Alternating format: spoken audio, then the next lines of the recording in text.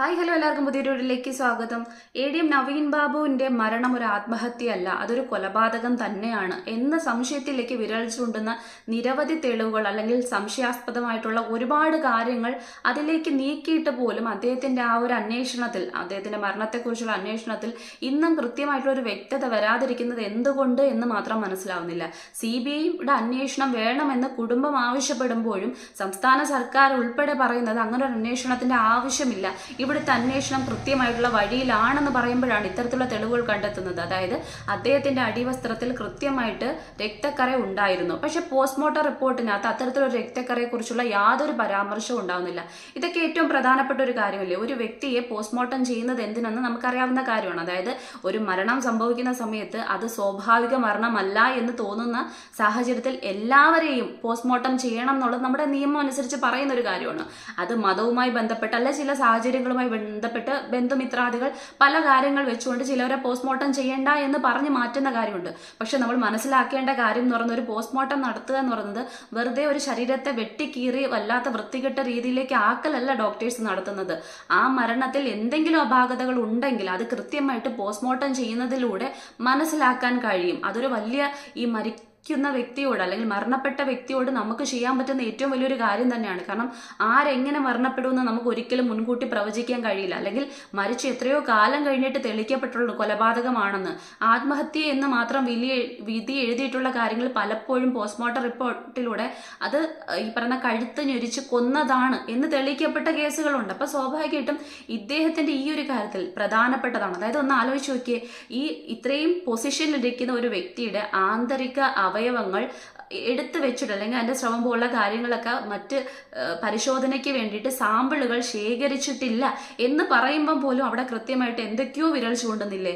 ഇദ്ദേഹത്തിന്റെ ശരീരത്തിൽ നമുക്കറിയാം, ഒരാൾ തൂങ്ങി മരിച്ചു കഴിഞ്ഞാൽ ഉറപ്പായിട്ടും മലമൂത്ര വിസർജനം അവിടെ ഉണ്ടാവും. അത് സ്വാഭാവികമായിട്ട് നടക്കുന്ന ഒരു പ്രക്രിയയാണ്. നമുക്കറിയാം, ശ്വാസം മുട്ടുന്ന സമയത്ത് അത്രയും വല്ലാത്ത രീതിക്ക് നടക്കുന്ന സമയത്ത്. പക്ഷെ ഇദ്ദേഹത്തിന്റെ ശരീരത്തിൽ ഈ പറയുന്ന മൂത്രത്തിൻ്റെതായിട്ടുള്ള അല്ലെങ്കിൽ മലത്തിൻ്റെതായിട്ടുള്ള യാതൊരു കണികകളും ഇല്ലെന്ന് റിപ്പോർട്ടിൽ പറയുന്നു. അത് അങ്ങനെയുള്ള കാര്യങ്ങൾ കൂടുതൽ എന്താ പറയുന്നത്, ഇങ്ങനെ ഒരു സംഭവം വരുന്ന സമയത്ത് എന്തൊക്കെയോ അവ്യക്തത ഉണ്ടാവുകയാണ്. ഇനി വീട്ടുകാരെ വരുന്നതിന് മുന്നേ തന്നെ ഇൻക്വസ്റ്റ് നടപടികൾ പൂർത്തിയാക്കുന്നു. കഴിഞ്ഞ ദിവസം തന്നെ അദ്ദേഹത്തിന്റെ ബന്ധുവായിട്ടുള്ള അനിൽ എന്ന് പറയുന്ന ഒരു വ്യക്തി പറഞ്ഞൊരു കാര്യമുണ്ട്.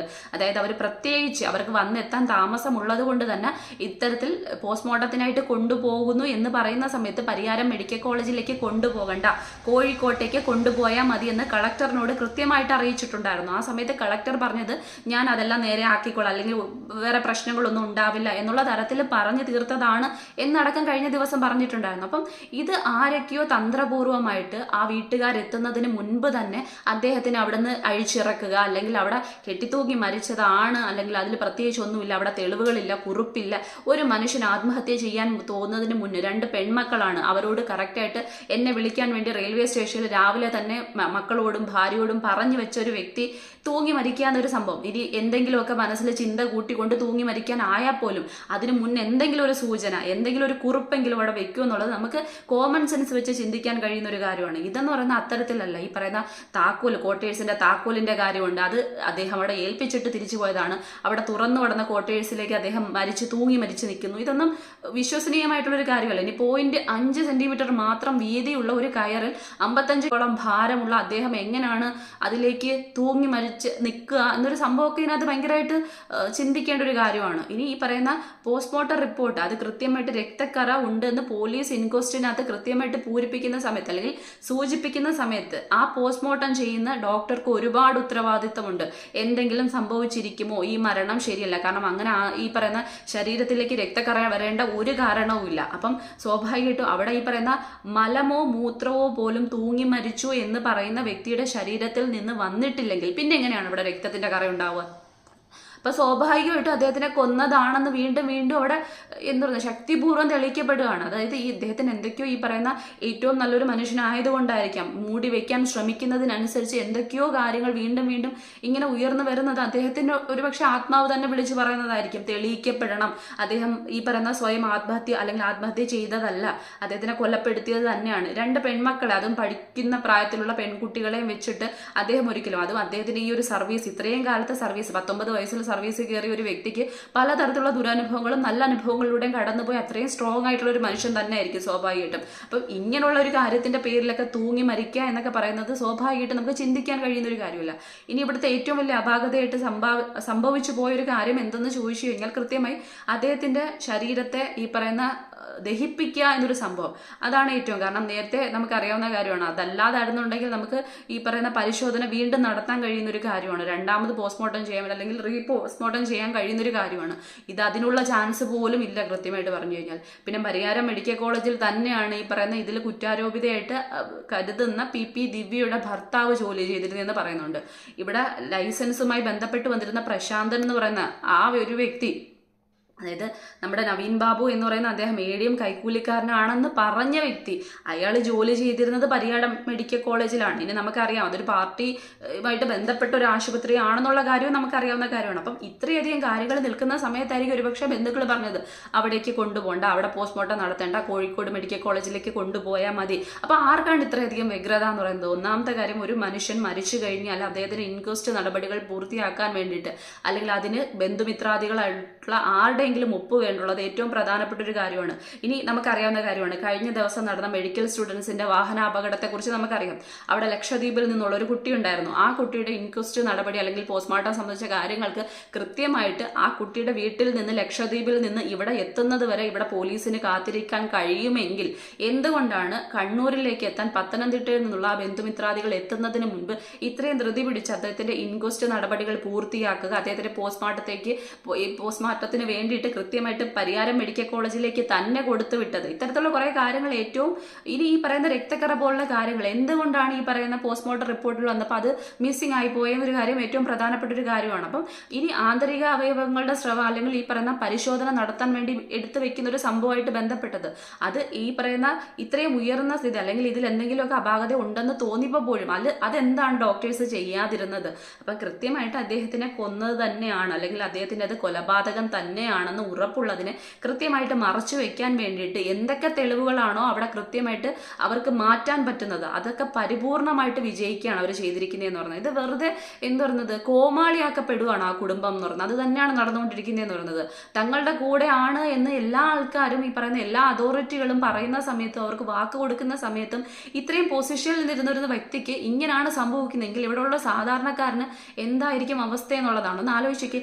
ആ കുടുംബം പറയുകയാണ് ഇത്രയധികം സംശയങ്ങൾ ഉയർന്നു വരുന്ന സമയത്ത് ഞങ്ങൾക്ക് CBI അന്വേഷണം വേണം എന്ന് പറയുവാണെങ്കിൽ അതിൽ വാസ്തവമുണ്ട്. അല്ലെങ്കിൽ അവരുടെ ഈ പറയുന്ന രക്തക്കറ ഉണ്ടായിരുന്നു, ഈ ഒറ്റ കാര്യം മതി ഇതിലേക്ക് വല്ലാത്ത രീതിക്ക്. കാരണം ഒരാൾ മരിക്കുന്ന സമയത്ത് അത്രയും ശ്വാസം മുട്ടി മരിക്കുന്ന സമയത്ത് ഉറപ്പായിട്ടും ഈ പറയുന്ന മലമൂത്ര വിസർജനം ഉണ്ടാകും.